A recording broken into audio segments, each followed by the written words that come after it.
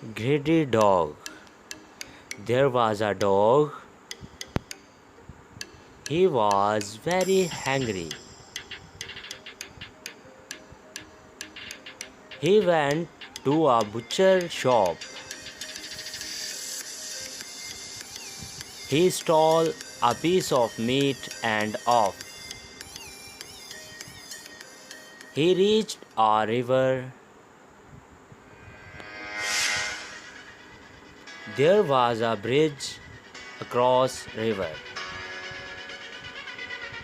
He went on the bridge.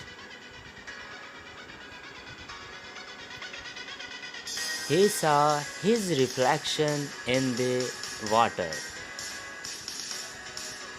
He took it for another dog with a piece of meat. He wanted to get the other piece of meat too. He barked and his piece of meat fell into the water. Moral: greedy is a curse.